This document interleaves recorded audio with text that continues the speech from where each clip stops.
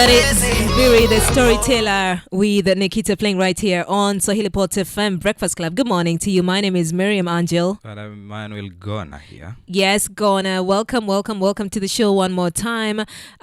Kingpin Maded... Sorry, Kingpin Made Beats. Good morning to you. You said you're tuning all the way from Watamu, Kenya, and you're in love with the playlist and the vibe. We love you right back. Thank you for tuning in. Right now, it is time for the newspaper review. What stories are making headlines for us today? Okay, I'll be looking at Taifa Leo here. So we have a story of this deputy governor. Yes. From Uasin Gishu County. Sema tu venye ulisema kwanza. That is not how Emmanuel pronounced Uasin Gishu. Yeah. Iyo, Uasin Gishu County. Yes, thank you for pronouncing it correctly. What's happening with the deputy governor? Kuna yule jamaa anaitwa Muhandisi John. Yes. Hiyo ingine ni ngumu. Ni sawa. Barorot. Alijiuzulu ghafla. So he resigned. Why? They went for a meeting. Alafu aka-communicate kwamba amewacha kazi. He's heading to an international ICT firm somewhere. So he has said that he has been yearning for that for over 30 years now. Yeah. So he thinks, or rather he feels like that's the best opportunity. Sasa aingie huko. But pia amesema hajakosana na mtu pale. Amefanya na watu vizuri tu. He said, yes. I think he wasn't getting along with his boss as well. Yeah. And you know what? If an opportunity presents itself, I always say go. If you have a good relationship with your boss, that's the best thing. But if kama mkona tatanishi, niliambiwa ni tatanishi. Yes. Kama mkona tatanishi, achana nayo. Sasa pia naona ni story kubwa kiasi, lakini ni venye sasa yeye mwenyewe amesema hana shida. But remember I think last week President William Ruto was there. Na yeye hakuonekana kule. So I feel like there are some issues, but vile amesema unajua sasa, we cannot say that ni kwa sababu ya hivi na yeye mwenyewe amesema ako tu sawa mwenyewe. That's true. Yeah. Okay. Alafu pia kuna hii story ya Governor Kawira. Yeah. So Kawira Mwangaza ni kama jamaa ameamua amweke kwa giza tena. Impeachment pale zimeendelea ni ya tatu hii sasa. Yeah. And jana senators walikuwa pale wakasikiza. So they had mashahidi wengine watatu sasa wageni. Yeah.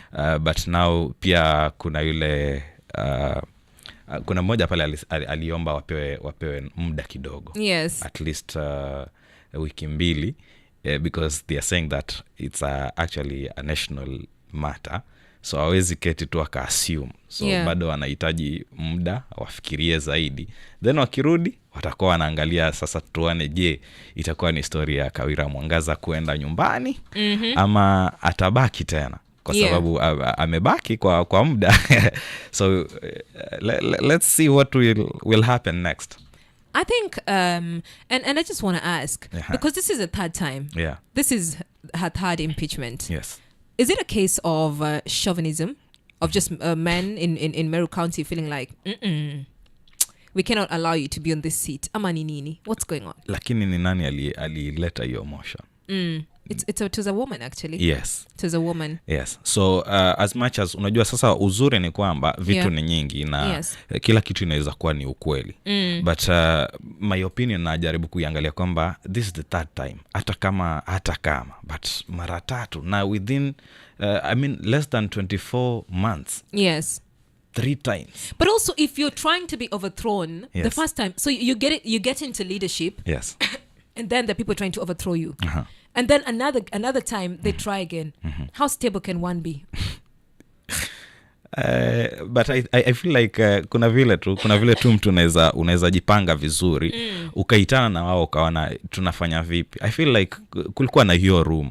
Kulikuwa na hiyo room but sijui because most of the time our expectations are actually these MCAs they are representing the people. Yes. But now in most of the cases again we are not so sure whether it's not they genuine, really, right? Okay. They do not have people at heart. So probably they're just representing their own interests.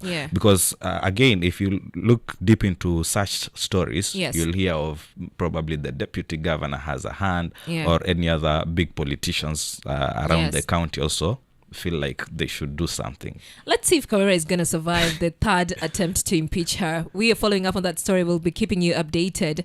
And another story that I want us to look at is we've all been following this. Yes. Jimmy Wanjigi. Yeah. He's been arrested. Okay, he presented himself to the DCI. Yeah. He's been arrested. But what caught my attention was that the charges that were leveled now when he presented himself are totally different. Because initially alishikwa juu walipata how do you call it, the tear gas canisters. Yeah, walipata the tear gas canisters kwa gari nilipaka hapo nje. Now it's a different case where they're trying to confiscate the firearms that he's had. Yes. What's going on? Politics. Hii ni siasa. And I feel like unajua kwa politics pia kuna mambo mengi. And this is happening because Jimmy Wanjigi amekuwa akiongelea sana stories zile za odious. So unapata kuna issues tu hapo. Unajua sometimes I feel like kuna vile ukienda ukigusa mahali kidogo, kuna vitu zenye pia zinaamka. So like listening to him, alikuwa anasema that time they actually had the footage ya kwamba waliona kwamba hizo vitu zikiwekwa kwa gari nini. But sasa jana ndio hivyo ikabadilishwa, and according to vile ambavyo wanasema ni kwamba yeye alikuwa amepewa tu hiyo notice tangu 30th June about the firearms issue. Okay. So hiyo pengine ndio wali assume according to what naiona pale. So they were just focusing na easy issues zenye zime happen wakati wa demonstrations hivyo. So I think they just overlooked kwa hiyo. According to the reports, that is. Yes. Yeah. Okay. It is 4 minutes to 8 in the morning. Good morning to you. My name is Miriam Angela and I'm here with Emmanuel Gona. He's our new presenter. You can welcome him to the show by sending me voice notes. There's somebody saying, Miriam, wajua what tatanishi is. You are learning. Mbona anichokoza jameni, mbona anichokoza. I'm learning. Thank you very much. I'm learning. Lakini tuliwaambia hapa tukianza show kwamba wewe umebobea hata. Kubobea ni nini? Umeanza kuchoma. Yo umechoma. Nimebobea. In a bit, we're going to have Agnes Agutu from the Health Ministry, and we're talking about Mpox. This has been an emergency. It's been declared as an emergency, and we want to understand what is Mpox, what causes it, and if you have questions around it, 0700907907. You can also go to our social media pages at SwahiliPot FM, at on X, Facebook, and Instagram. Share your questions. Let's talk to Agnes Agutu. Let's get to understand what is Mpox and what do you need to do when you start developing symptoms. Good morning. SwahiliPot.